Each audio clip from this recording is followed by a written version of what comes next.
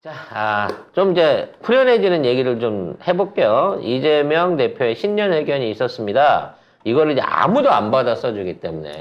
아니 이게 어제 어떤 얘기 있었냐면 신년 기자회견 했잖아요. 네. 그래가지고 오전에 해서 제가 오후에는 이게 기사로 정리돼서 많이 나올 거라고 생각했어요. 이재명 딱 치잖아요. 그러니까 저기 쌍방울 전 회장이 들어오기로 했다. 뭐 이게 기사가 나오더라고. 아니, 쌍방울도 전부 다 지금 저기 낙엽계하고 국짐 애들만 다 엮여져 있더만. 그 얘기 나중에 합시다. 네. 아무튼 신년 기자회견을 했습니다. 여기서 이제 그 3대 내용이 있는데요. 민생해법, 기본사회, 그리고 중임제 개헌에 대한 얘기를 실질적으로 처음으로 꺼내놨습니다. 이게 관련된 내용 뉴스 먼저 정리를 해볼게요. 네, 이재명 대표가 어제 국회 사랑제에서 신년 기자회견을 열고 정부에 대해서는 폭력적인 국정의 정상화, 또 국정기조의 전면적인 전환을 요구했고, 그리고 민생경제 위기 돌파를 위한 3대 해법, 또 기본사회로의 대전환, 대통령 중임제 이런 것 개헌들을 제안했습니다. 참 이게 야당 대표가 챙겨야 될 게 너무 많죠. 이렇게 열심히 하자고 하는데, 그러니까 영수회담 하자고 하는데, 범죄자하고는 회담할 수 없어. 이게 말이야, 니네 집안이 온통 다 범죄자인데. 이 주변에 다 범죄자인데. 장모부터 시작해서 저기 전부 다 범죄자인데 세상에. 난 오늘 아침에 뭐 시사 방송을 듣는데 와 기가 막히대.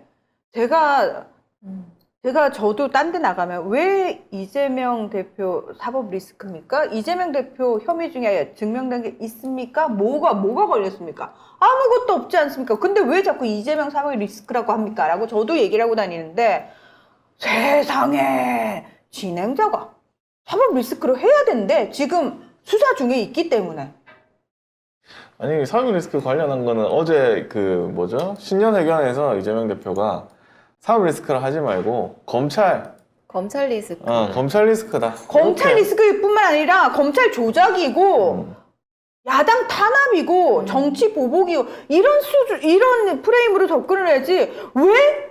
아니 그러면 나 가만히 있는데 나는 그 얘기한 사람한테 묻고 싶더라고요. 당신 가만히 있는데 당신 밉다고 당신에 대해서 검찰이 조작해가지고 당신 주변 파기 시작하면서 당신에 대해서 나 조사할 거야 라는 식으로 말이 퍼져나오면 그거는 당신 사법 리스크라고 불러도 되냐고. 나 진짜 물어보고 싶더라니까. 아이고. 그러니까 이게 인생 그렇게 살지 마! 사실 라고 말은 안 했습니다. 그러니까 이게 내용들을 국민들이 알아야 돼요. 이거는 정부가 해줘야 되는 거거든요. 네. 특히 민생위기 돌파 3대 해법에 대해서 일단 특단의 민생 대책을 세워줘야 되고, 그다음 경제 내각에 대한 세시를 해야 되고, 범국가적인 비상경제회의를 구성하는 등 이런 것들을 해야 된다는 거예요. 그리고 이런 것들을 니들이 하는 데 있어서 우리가 같이 참여를 하겠다. 야당도 열심히 돕겠다. 그러니까 만나자라고 얘기를 하고 있는 거거든요. 네. 그래서 실질적인 대책으로 전월세 보증금 이자 지원이나 가계부채 뭐 조정하는 부분, 지역화폐 그 항구와 같은 것들을 실질적으로 제안을 했습니다. 근데 문제는 야당이 이런 것들을 제안한다 그래서 여당이 받아주지 않으면 야당의 힘만으로는 끌고 가기가 힘들다는 거죠. 그렇죠. 궁극적으로 또 거부권이라고 하는 그 권한이 제시돼 있기 때문에 이걸 입법 리스크로 계속 입법부에서 밀어 올려도 행정부나 대통령이 거부권을 발휘해버리면 이게 소용이 없는 거란 말이에요. 문제는 이거를 꺼내놨기 때문에 이 정부가 협치에 대한 생각이 없으면, 협치란 말이 좀 이상하네요. 이러한 그 국민 경제 안정을 위한 데 대한 동의가 없으면 사실상 이 정책이 아무 의미가 없어진다는 거예요. 근데 사실 정책만 보고 대선에 우리가 임했다면 당연히 이재명 대표를 뽑는 게 사실 상식적이잖아요. 그와 관련된 것도 이제 신년 기자회견에서 말씀하셨는데 이제 또 기본사회, 기본소득에 대해서도 언급을 했습니다.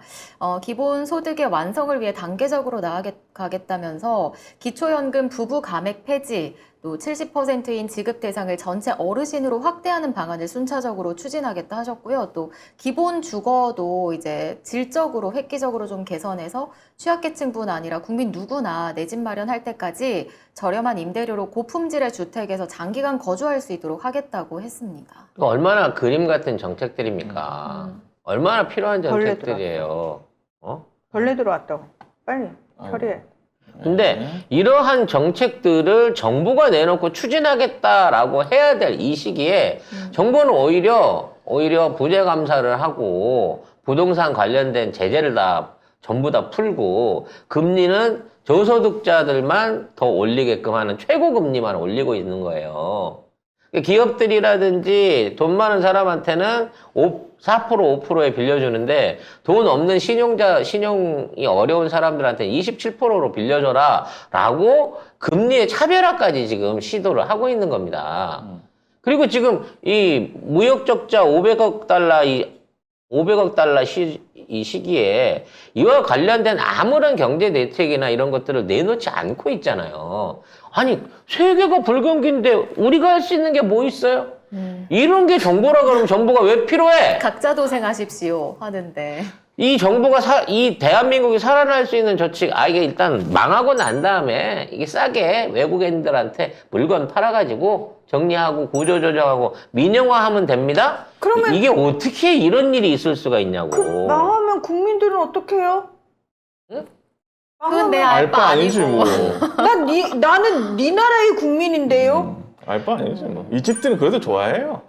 이집들은 그래도 좋아. 그래서 자기 죽는 꼴을 좋아해. 이게 원래 보수라고 하면 복지를 강행하고 서민을 위한 복지 제도를 강행하고 부자들한테 과세를 통해 갖고 뭔가 균형과 형편을 맞춰줘야 되는 게 정상인 거거든요. 안 그러면 늘 보수는 저 부자들 편이다라고 하는 편견 때문에 지지자들한테서 지지를 받을 수가 없어요. 그러니까 진보보단 보수가 더더욱 복지에 신경을 써야 되는 게 정상적인 정치 행태란 말이야. 그러니까 트럼프 전 대통령도 사실은 자기 지지자들이 거의 대부분 백인, 저소득층, 저학력층 이런 백인 남성들이었거든요. 그 걔네들 눈치 보는 척이라도 했어 트럼프는. 트럼프도 그럴진데 김정은도 신년사에서는 민생 챙기겠다고 인민들 경제 챙기겠다고 그래요.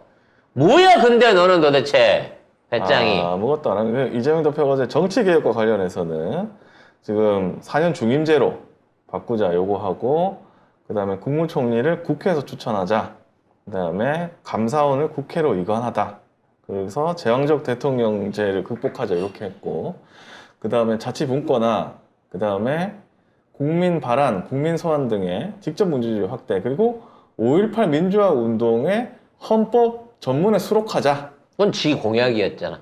윤석열이 약속한 한 거죠. 약속이었잖아. 광주 가서 약속했지만 교과서에서 지금은 없앴죠. 교과서에는 없애는. 그러니까 경위 뒤통수. 언급을 차라리 안 하는 게 나아. 언급만 하면 다 없애. 이 없애버리고. 새끼가 언급만 하면 쪽팔리게 다 없애.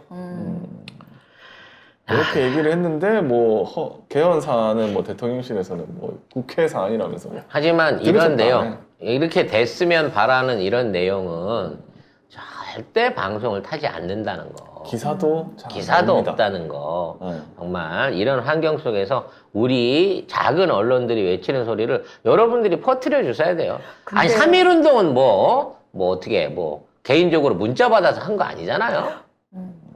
문자를 받지 않았을까? 그 사람들이 말과 말로 전달돼가 보부상 조직이 어쨌든 학생들이 어쨌다 그러는데 그냥 사람들의 마음과 마음이 전하고 통해져가지고 전국적으로 3.1운동이 일어난 거고요. 그날 하루에 일어난 것도 아니에요. 당장 8개월 동안 그렇죠. 10월 계속 달까지 일어났어요. 전국에서 계속 일어났던 거거든요. 마치 지금 촛불 행동이 사실 계속해서 몇 개월째 촛불 집회를 매주 하는 것처럼, 예. 그 진짜 3.1운동 똑같네. 3.1혁명하고 지금의 우리 모습하고 너무 똑같네요. 그리고 네. 기자들 질문 중에 그러니까 질문을 하라고 하니까 잘해. 그러니까 윤석열한테는 이상한 질문도 하나도 못 하더니 질문하라고 하니까 뭐 국회의원 불체포 특권 요거에 동의한다 말했는데. 잠깐만, 마이크 좀 꺼주시면 안 돼요, 제 거? 저 진짜 한마디만 할게요. 그냥 대놓고 해. 괜찮아. 씨발놈들아. 이 시부럴 놈들아. 니들한테 준 권리를 국민들이 언론이라고 준 권리를 그런 데다 써먹지 말란 말이야. 신년 기자회견 가갖고 왜 그걸 물어보냐고. 그런 거 엄청 집요하게 물어봤어요. 그래서 구속영장이 청구될 경우에 불체포 특권을 내려놓을 건가? 이런 지금 그 말도 안- 얘기는 구속영장을 청구하겠다는 얘기고. 그러니까 이건 내가 볼 때 이 기자들 전부 말이 뭐 이상한 내용이에요. 그냥 기자들 질문한 게 거의 사법 관련한 거, 법 관련한 거, 이재명 대표가 뭔가 문제가 있다는 식의 그런 질문이었거든요.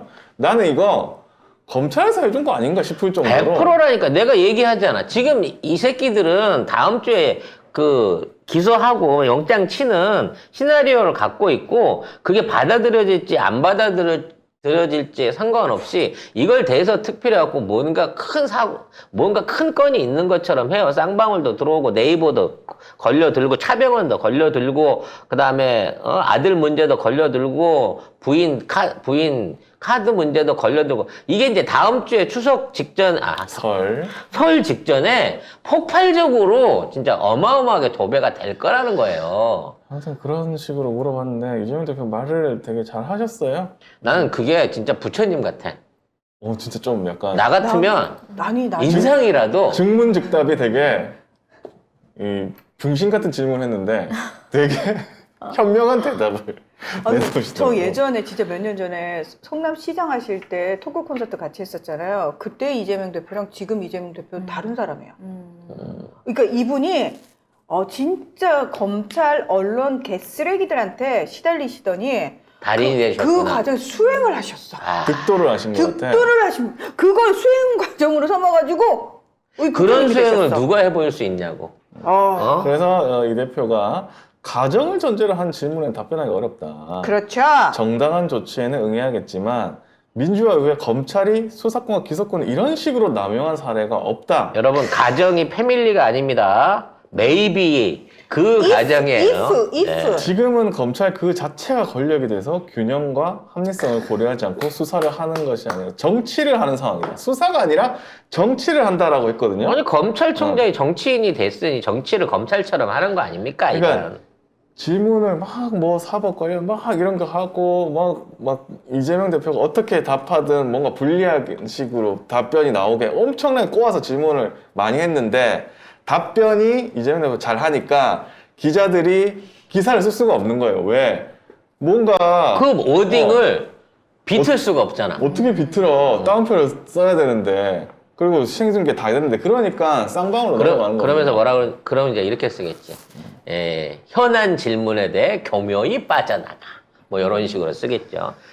자, 아무튼 이런 기레기들의 더미 속에서 이재명 대표의 정책과 비전이 빛을 발하고 있고 이게 국민들한테는 유일한 희망입니다. 지금 민생은 올해 최악일 건데 지금 있는 민생을 챙겨주실 수 있는 분은 민주당과 이재명 대표밖에 없다는 생각을 하고 서민들도 좀 생각을 다르게 먹어야 된다는 말씀 드리고 싶네요. 자, 다음은 우리가 빼놓지 않고 있는 이태원 참사 관련한 속보들입니다. 잠깐만요. 요거만 잠깐만 할게요. 뭐죠? 이 쌍방울 뭐 해가지고 변호사비 대납 이렇게 있는데 여기 딴지에 누가 요약을 잘 하셨더라고. 그럴까요? 이거 한번 전체적으로 한번 읽어보겠습니다. 한 읽어주시겠어요? 네, 일단 이제 한 줄 요약, 파파 국검, 파도 국짐 검찰입니다. 이재명도 아니고 이재명의 변호사도 아니고 이재명의 변호사와 같은 로펌에서 일하는 변호사가 쌍방울로부터 거액의 돈을 받아옴. 여기서 끝나야 돼. 네. 여기서 이재명은 관계가 없어. 그렇죠, 말도 안 되죠. 두 번째, 검찰, 언론에서 이재명의 변호사비를 쌍방울한테 대신 받은 거 아니냐며 문제 삼았음. 그러니까 일하는 동료 변호사가 받아온 돈이 이재명 돈인데 성남 FC랑 비슷한 그림인 거죠? 네. 네. 진짜. 알고 보니 쌍방울 계열사가 그 변호사를 통해 M&A 하는 과정에서 입금한 돈이었음. 전혀 변호하고는 상관없고 M&A용 사례비로 들어간 돈이었죠. M&A를 할 때 서로 합의한 에스크로 계좌에 먼저 예치하고 거래한 것으로 보임. 즉 M&A가 성사됐을 때 그 돈을 찾아갈 수 있도록 에스크로 그러니까 일종의 조건을 걸어갖고 조건부 외치를 한 거죠. 네. 변호사 이름은 그 유명한 이남석. 특수부 검사 출신. 결국 이남석의 증언에 의해 갖고 M&A 하려고 쌍방울한테서 받아온 돈이 이재명을 위한 변호사비 대납금으로 대납으로. 뒤집힌 거예요. 이게 말이나 됩니까? 일본에서 끝났어야 돼. 이재명 변호사 같은 로펌에서 일하는 변호사가 결국 받았는데. 이남석이라는 인물이 이재명을 모함하고 있는 상황인 거고요. 지금 언론은 그와 상관없이 돈이 들어갔다. 쌍방울에서 돈이 들어갔다는 걸로 조지고 있는 거죠. 그러니까 그걸로 어제 기사 그 이재명 대표 신년 기자회견을 덮어버렸어요. 그리고 가장 중요한 건 저거 에스크로가 걸린 조건부 입금이었기 때문에 M&A가 됐으면 그쪽 회사로 들어갔을 거고요. 안 됐으면 쌍방울한테 돌아갔을 거기 때문에 과연 그 안에서 샌 돈이 있는지 그 계좌에서 샌 돈이 있는지 확인만 해보면 법적으로 아무런 문제가 없는 거래였다는 겁니다. 아니 이미 M&A 과정 입금한 돈이란 게 기사로도 났고 모든 게 다 증명이 됐는데. 이걸 심지어 어떻게- 에스크로 걸어놓은 돈이라니까? 아 진짜. 변호사비로 준 돈이 아니야. 이 거래를 성사시키기 위한 계약금 내지는 그게 필요한 비용으로 걸어놓은 돈이었단 말이야.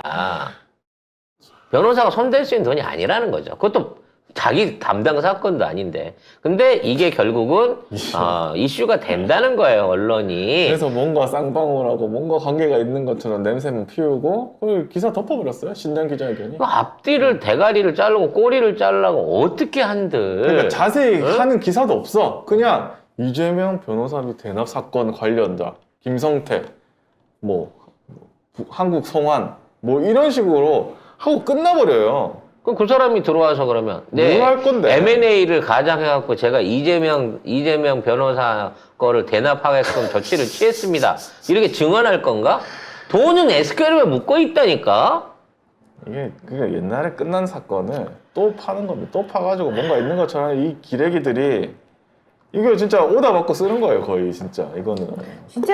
진짜 이제부터 무조건 검찰 조작 리스크라고 얘기를 해야 돼. 근데 이게 무슨 이재명 리스크예요? 검찰 리스크고 기자 리스크지.